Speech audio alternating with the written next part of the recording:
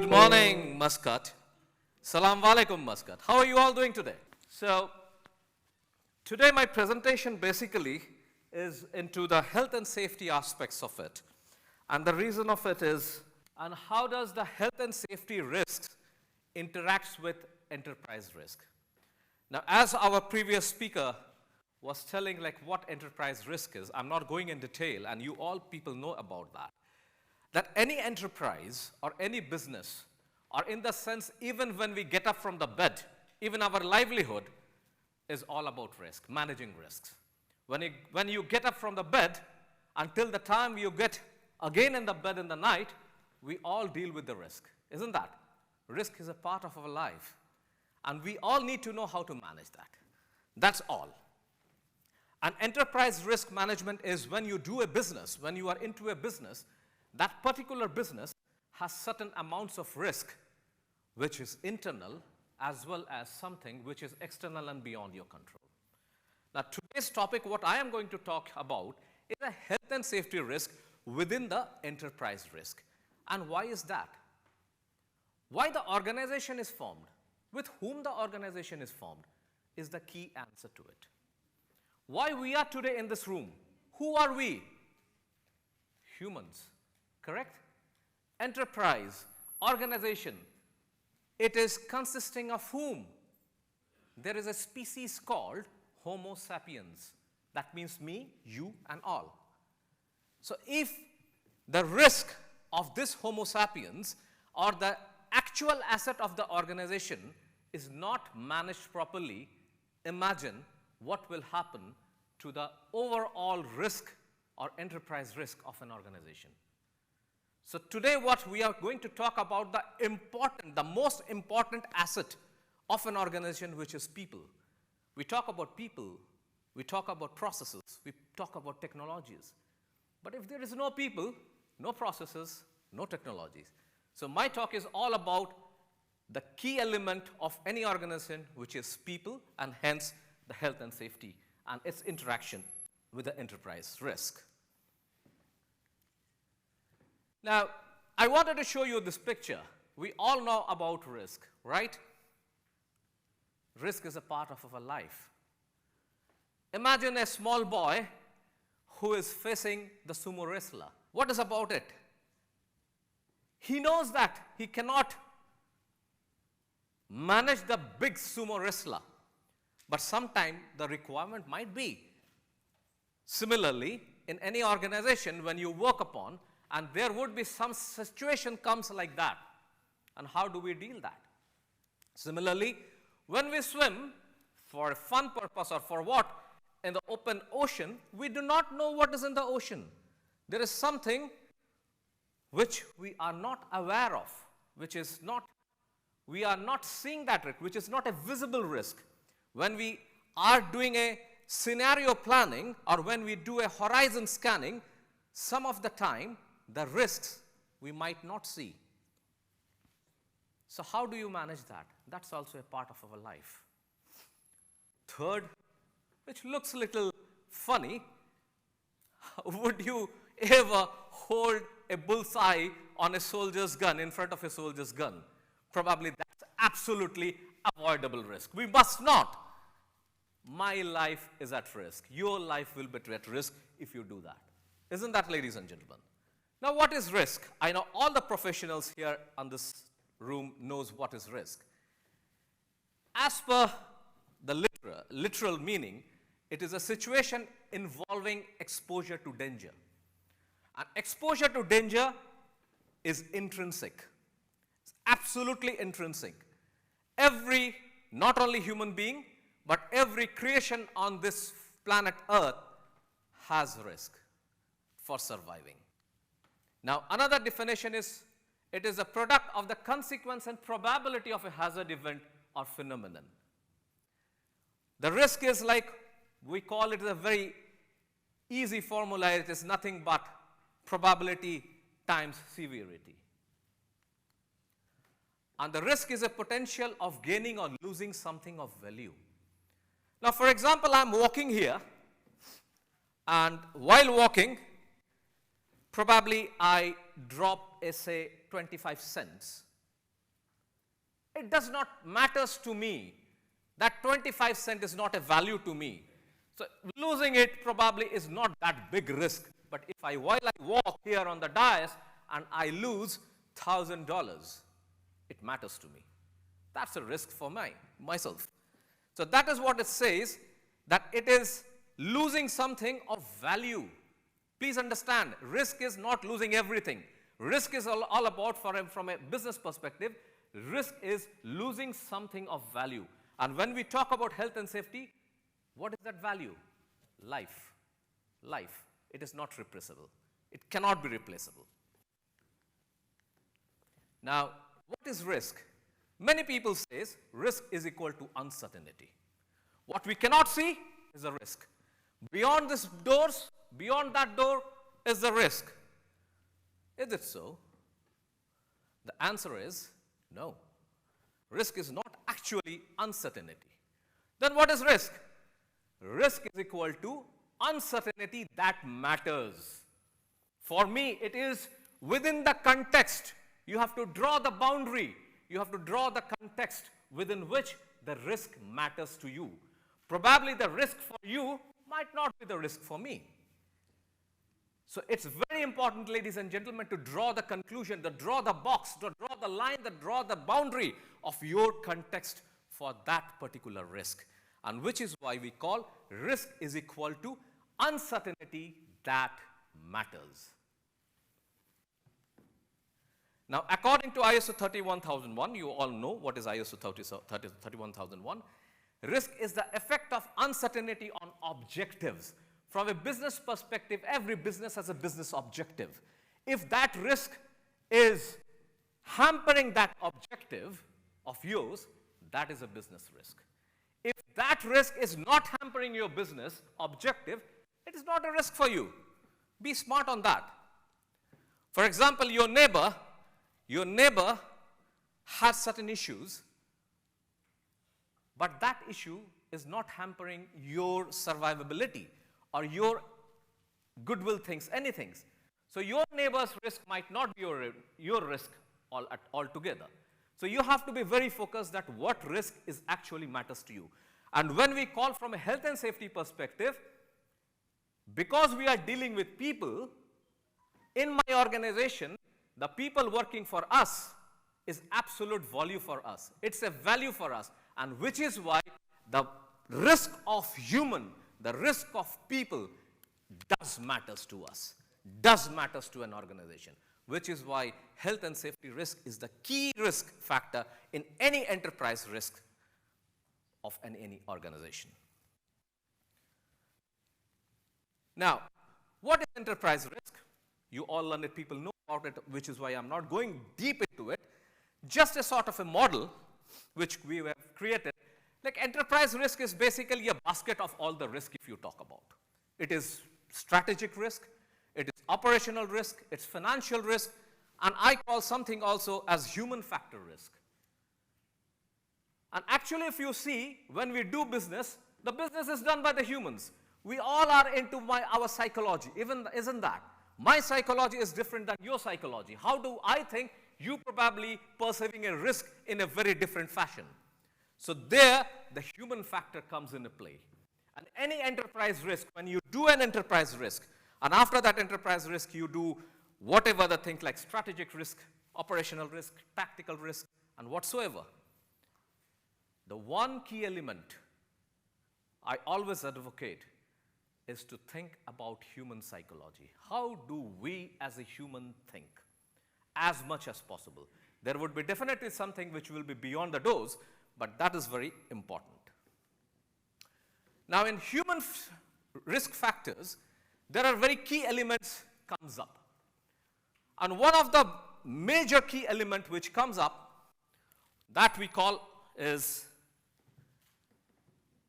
better of assessing frequency than probabilities. We are wired as such.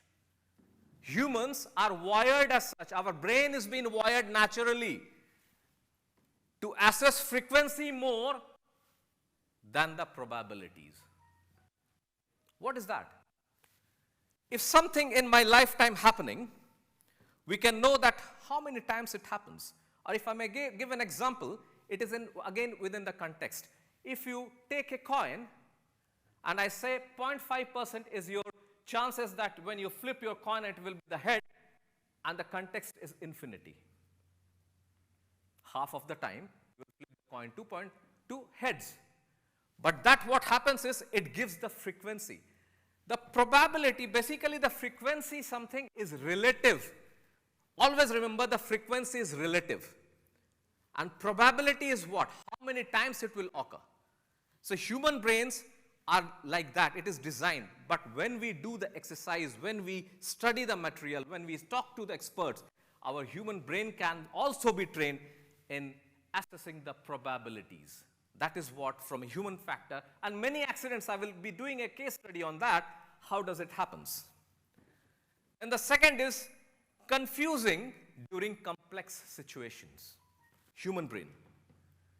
Our human brain normally are linearly fashioned. Linear. We think linear. We love linear things. We do not love complex things. And that is when we assess the risk, we do not see a lateral view of it. And that is when the point we miss many of the risks which may come for our organization. Then third is halo effect. How many of you are aware of this effect, halo effect? Halo effect? Well, I will tell you, it's very interesting. Let me tell you something, or give you an example. Ladies and gentlemen, what is this? What is this? This is a mic. Why it is a mic? Because somebody has said, and all your life you know it is mic. But mic is a person's name as well. Correct? Correct or wrong? We are calling it mic because somebody else in our life, we know that somebody has called itself mic. That is what is halo effect. Somebody say, your principal in the room. Your principal in the room says something that this is what it is. It is his perspective because the person is in a frame or is in a position of power and influence. We try and we intend to believe him. In health and safety, this is a very important factor. Sometimes when you are in the boardroom, your CEO might say, 10 years down the line, we did not have any accident. And I can tell you, my organization is the one of the safest one. The same thing happened in Occidental, if I may quote that. When the Piper Alpha happened, you might have known many people of that. The CEO said, 10 years down the line, no accident has happened. And then Piper Alpha happened. So there was an halo effect to the people down that somebody influential is saying that it is safe, so I am safe. We are safe. That is called halo effect. In halo effect, another thing is there. We call it as a negative halo. What is negative halo? For example, I am talking to you, but you don't believe on my credibility. Or my experience, I have not done so good. So when I tell you something, even though if I have done a lot of homeworks and things, you will not believe me. That is called as negative halo effect. And these two effects extremely affects in health and safety risk assessments. Another one is recency bias. Now recency bias is very important thing, that how important is that subject to you and how recent is that event has occurred to you. For example, if I may say something, guys, are you aware of 1920 Spanish flu? How many of you are aware of 1920 Spanish flu? Please raise your hand. I can say 1, 2, 3, 4, 10. Well, now let me answer a question another. How many of you are aware of COVID-19? Please raise your hand. How many of you are aware of COVID-19? Almost all. That is what is recency bias, because 1920 and 2020, 100 years. Something immediately has happened. It's ingrained in your brain. But Spanish flu is not ingrained in your brain. So when you do enterprise risk assessments and all, it's important that within the scope of your enterprise, you also need to show some historical data with some researchers. That's very important. The next is confirmation bias. We all, as a human being, have been bitten by this bug called confirmation bias. I want confirmation as whatever I say. You want confirmation of whatever you say. And the best example, my dear friends, on a lighter note, is none other than our wives. Isn't that? With all due respect to ladies.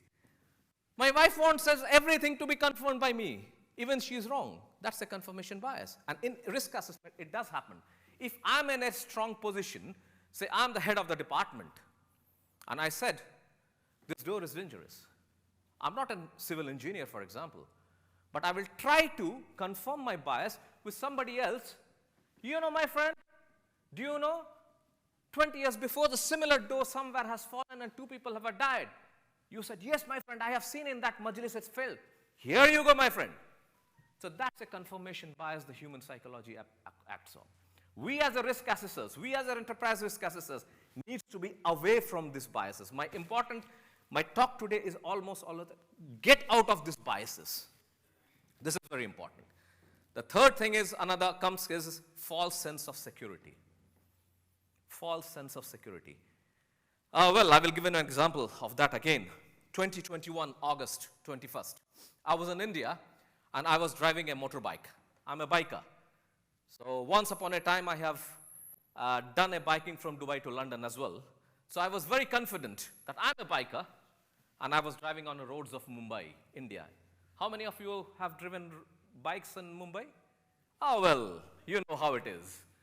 So I was thinking that I am the safest, false confidence in me. I'm the biker. I have driven from Dubai to London. What's about Mumbai? And I was driving, somebody came and hit me from behind. And I had 6 broken ribs.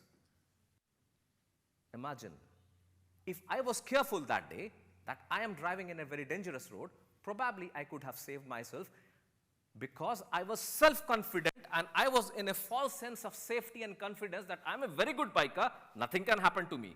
Similarly, in organization, it happens when you say that my health and safety systems are robust. My health and safety people are very good. We don't need to train them. They are the masters. That is the time when you fall in a trap of false sense of safety. Get rid of these biases again. Then again, it comes on anchoring basis bias. Anchoring bias is something we call it like, you know, one accident has happened and this particular accident has cost 100 million. So what happens in the human brain is, similar incidents, we will always try to anchor it within that 100 million.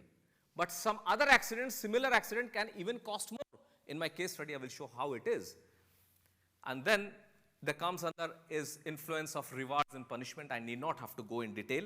Every human being have an influence of rewards and punishment. If I do good and if you reward me, I will keep doing good. And in health and safety, what happens sometimes? We cut corners. We cut corners. Why? Production goes high. Now that wall has to come, but the resources are not there. You have to cure that cement, but the water wasn't there, but you said, do it here. Yalla habibi, do it. We want, because the engineer wants that wall by tomorrow.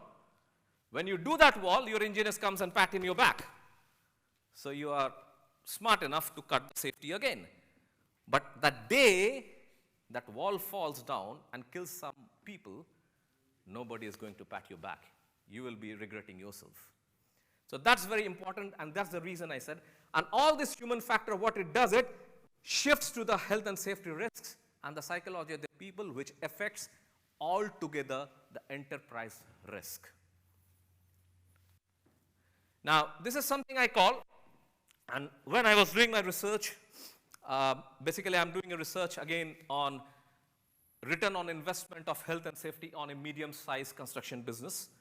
So during my research, I found out this one, and it's very interesting. We call it as a bullwhip effect you might be knowing in supply chains, right? Bullwhip effect and ripple effects. But in health and safety, how does it relate to? Now in health and safety, bullwhip effect in terms of safety is when a very small variations or unsafe act conditions occurs in an organization and it is accepted by the leadership as a norm, resulting in a catastrophic or a major incidents down the line. So small things happening in your organization. For example, small thing, right? You all accepted. I did not fall. I'm back on the dais.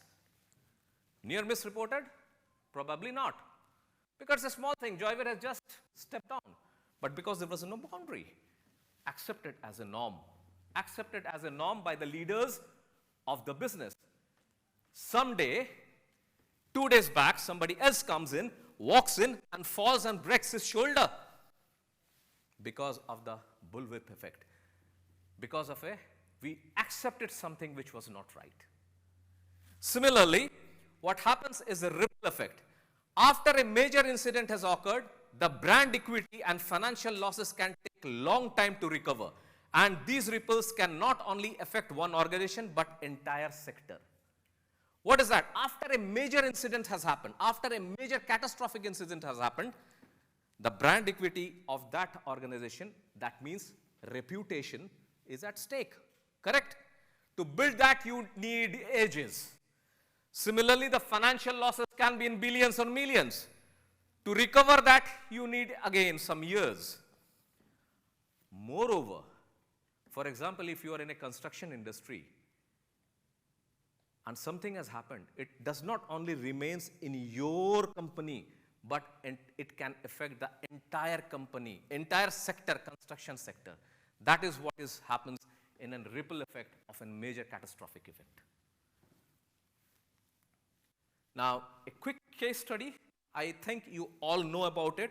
Excuse me with the graphics, but I seriously wanted you to see what happened in 1984 in India in Bhopal gas leakage.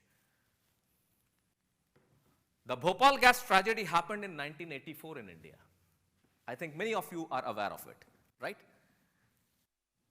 A gas called methyl isocyanide gas, or we call as an MIC, which is very poisonous, leaked from the plant of Union Carbide and killed around 2,259 as per the records. As per the records. And effective 500,000 people in nearby area, even when I am speaking to you today. The children are getting born even while I am speaking to you today in that area without hands, without feet, or with missing vital organs. This is the effect, the ripple effect of that catastrophe. Now, I'm not going in detail what has happened. Basically, it was a complete failure of risk. Complete enterprise failure. That from a design where the gas has to be put, and when it was washed, the water has to be put, it has to be marked with a red and blue, so the operator should not have a human bias. That was not done. So the water was pumped into a wrong intake, and where the methyl isocyanide gas was there, it came up and it flew all across, and many people died even while they were sleeping. So I'm not going in detail into that what has happened. Another very important factor was, see from an enterprise risk assessment, plant initially welcomed at Bhopal for its economic potential.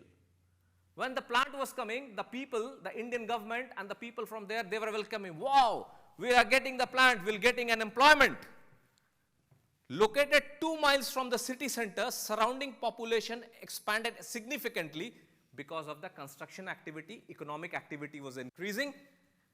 Government classified plant as general, non-hazardous, even though the process was having this MIC, methyl isocyanide gas.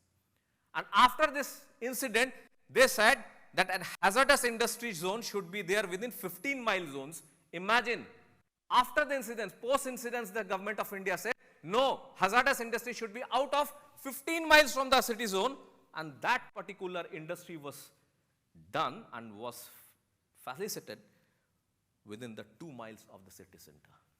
That's the entire collapse of enterprise risk. Full collapse of that, because no thought of it.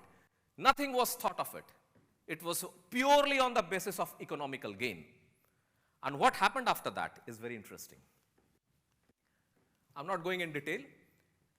The failure was actually a health and safety issue overall and was preventable. It was quite preventable, but affected the enterprise risk, enterprise which is called as Union Carbide.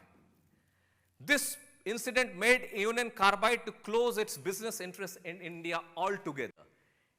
The case has gone to ICJ, International Court of Justice.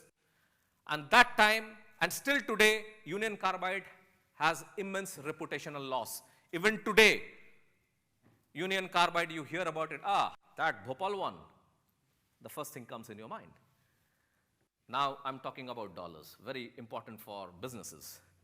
That time, 1987-89, when the courts were giving this thing, around 500 million US dollar was spent.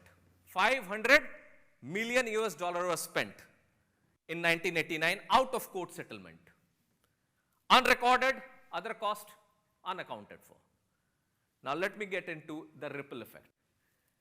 1989, 500 million US dollar with inflation rate factored in. Today it cost this much. How much is this, ladies and gentlemen? 1.2 billion. Isn't that? You can check on what is the ripple effect of a catastrophic. Why? Because of a failure of an enterprise risk assessment. Why? Because the health and safety risk was not managed properly. Thank you, ladies and gentlemen. Thank you, Mr. Joyveer, first off, for teaching us that sometimes neglecting the calculation of your risks gives you the opportunity cost of breaking 6 ribs. And also thank you for enlightening us with your knowledge on health and safety risk management. I'd like to, at this point, again invite Ms. Amar to the stage to show our gratitude and present you with a token of appreciation. Thank you. Sorry, yes. Please go ahead. Yes, please. We have time? Okay, perfect. Sorry. Yes. Yes. Thank you, Doctor. Thank you. I am Salim Naamani, of course, and thank you for your lecture. I have a say risk bring rizq. Rizq is a health in Arabic. So risk bring rizq. Correct. Whenever there is a risk, somebody else will get wealthier. Like whatever happened in COVID, we have IT technology boost. True. We have people, hospitals, more modern now, technologies are there. Of course, there are some side effects on the others, business collapse, of course, but now we are here we win in the final. Correct. Thank you very much. Thank you so much.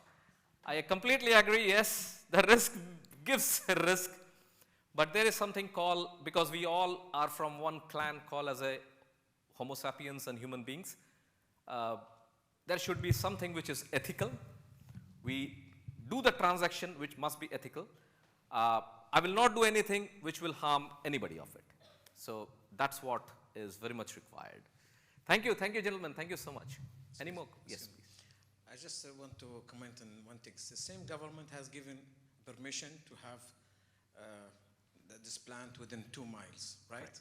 And the same government says it has to be 15 miles. Yes. And the same government sent the case to the court. So this is something making confusion. Who's responsible? See, ultimately, who is responsible? It's a big question and very good question, actually. My child, who is 4 years old, other day she was running around and she got angry and she threw a stone on a boy who is 3 years old. And that little boy had a cut on his forehead. Now the question comes, who is responsible? 4 years old girl? Probably not. Responsible is the father. Isn't that? The responsible is the father. Responsible is the government. The government who gave the permission in the first place of what? Setting an industry within 2 miles of the city. They failed. Why they failed? Because they did not selected the right person to do the right job, or unofficially, out of the record, there might be a corruption.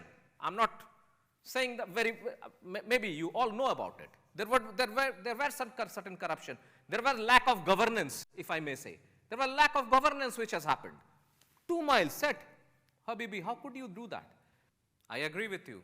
And if I may quote with you all permission in Holy Quran in Surah Maida, verse number 32, if I may just translate it in English, that Allah Almighty has said to us that if you save one human, I will consider that you have saved all humanity.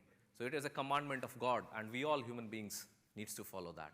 And that's the things we all human beings has to be there today, and which is why health and safety is so important. Hi.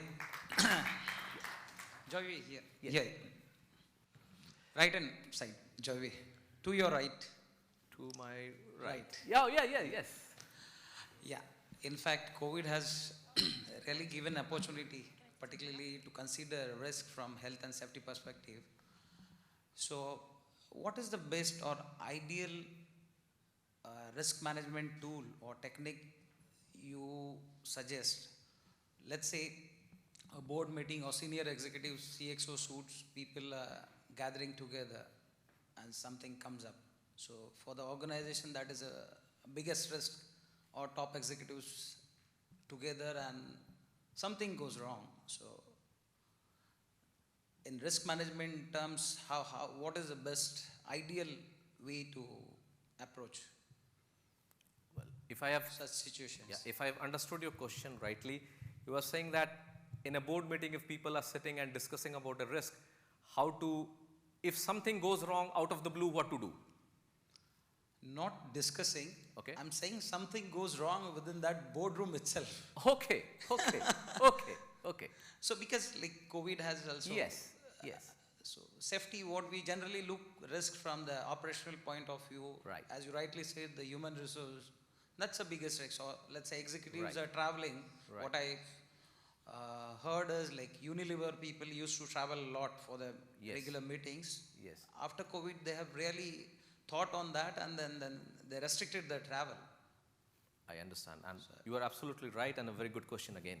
Now, I always had I would not say argument, but a discussion whether COVID-19 was a black swan event or a grey rhino event. Now, are you aware of what is black swan event and a grey rhino? Yes, actually yes. Now, many people say that COVID just came out of the blue. It's a black swan. We did not thought of it. But if you see in a hindsight, there were signs and signals of MERS, bird flu and everything, SARS in Middle East.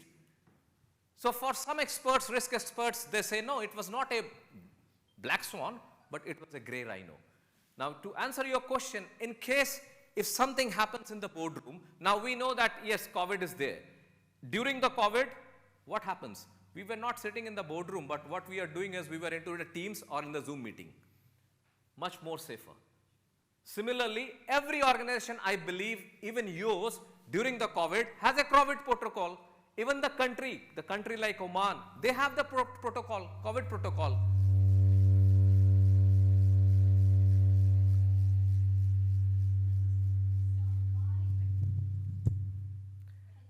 For example, the system of people coming from high-risk area to the airport, even today, you might hear that there's something, more cases are going up in China. So some of the airports, they have said that if you are coming from those high-risk zone, you have to have a RT-PCR, you have to have a vaccination. What it does, it brings the risk to the acceptable level.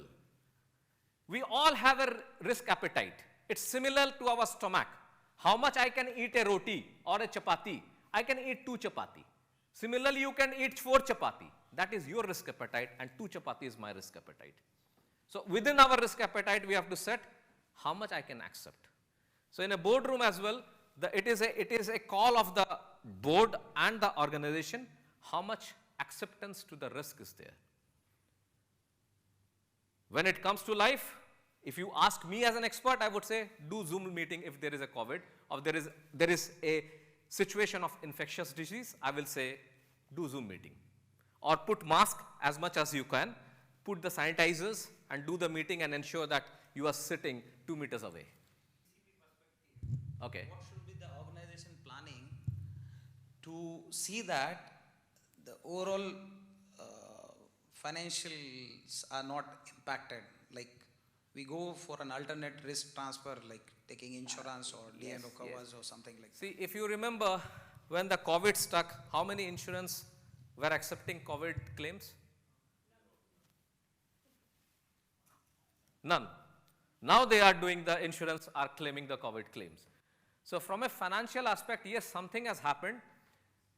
How best you can deal with the situation?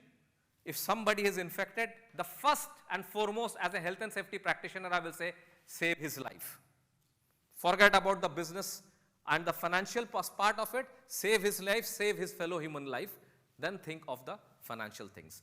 If you lose $1, my friend, I'm pretty sure after 15 days you can earn another $1. But if you lose a person, after 150 years also, you will not get the same person on the board. So as a health and safety profession, I will profess save the person's health. For a while, leave little bit the financial aspect of it when it comes to something like COVID. Have I answered your question? Thank you. Yes, dear. It's not a question, just you reminded me something about Bhopal, because after this incident, about 3 years after this incident, I met somebody whose face had become total white. Yes. And he had lost one half finger, small finger, and the thing which must have happened at that time, the governance was there, but the compliance to the governance was not done. Possibly that could be the reason. Means we are just deliberating after 30, 40 years of time. Actually, I would say I partially agree with you. You will say that you are saying that governance was there, but compliance wasn't there. Now, my question to you would be, if governance was there, why not the compliance was there? Governance is meant for any organization to ensure the compliance is there, for any system. So, in a nutshell, if you see that it's a total system collapse, isn't that? Correct. And I do agree that still I have seen many people suffering, and we pray to Almighty that everybody gets right there. Yes, please. I'll ask a brief question quickly. So would you say in the last remark that it would be a key thing to address the implementation of the policy that is supposed to be addressing these risks? Absolutely, yes. Absolutely, yes. You brought a very interesting, the components, which are health and safety, as part of the risk. Now, when we see most of the organizations, mainly gas, energy, they are very much into the health and safety. But if you look around, most institutions, government, non-government, non-profit, I don't know, I have not seen much of health and safety standards, governance, policies embedded within their, government. So how we can really put that as a part of the business or objectives? We see others, because let's give an example. If we look at PDO, they're really so much into the health and safety, and that's why they have ensure all the occupational health and safety standards, and they want to be compliant because that's a very high risk there. If we go and see into the, let's say, health entities, I'm not really sure, okay? Maybe, there's some precautions, and I'm sure there are, like especially for the infectious diseases. Right. Now, let's say because I come from financial institutions, more of a government and a regulator, I'm not sure if there is already such a things to embed, make it like it's part of the organization's must, occupational health and safety, to be visible, to be really implemented. As you nicely put it, it impacts the assets, the human resource. Yes. And while I was driving, I was just hearing in the radio, and it says, a few years, maybe not a few years, but in the coming years, maybe the artificial intelligence will take place, so a lot of humans will be not there, and we have to take care of, these artificial robots will be invading us. But I'm just thinking of how the human assets we really need to be at an institutional level. We have seen a lot of ISOs, in the quality management. Right. We have seen a lot of ISOs in the risk management, in the environmental, but they touch upon only these institutions that they have related into the field. Correct. So, thank you. Thank you, and fantastic question actually, madam. I would say safety is a culture.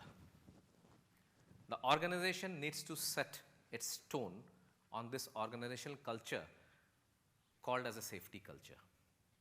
Now, as you pointed right, that in oil and gas, the safety culture is something which you really see, that everybody is aware of that safety culture. And there is a reason for it, madam, I will tell you. I come from a country called India. Now, I will tell you something, and you can understand the difference. The cost of the human, the replacement cost. Let me be very clear on that. If something happens on an oil and gas, of a technician, oil and gas technician, to replace him, I have to spend a lot of dollars into it, because he is a competent fellow. But imagine in an unregulated industry, coming from where I am coming from a construction industry, if I lose a plumber, probably it will not take me more than 5 minutes to get a replacement of his. Isn't that? So there, what happens, the cost of the human, number one. So how can I say that this cost of the human is mitigated? Once as a CEO of the organization, the owner of the organization, everybody in the organization takes on the philosophy of the safety culture, that everybody, human beings, has to have a culture which is called as interrelated culture. Now, health and safety cultures, there are many phases. Maybe in some other talks we can talk about it, but it's very important that we take, all the organizations should take it as a factor that safety culture should be embedded into the organizational culture, and safety should not be priority. My closing statement will be, safety must not be priority for an organization. It should be a value to the organization, because priority can be changed tomorrow due to the situation, but value never changes. Thank you.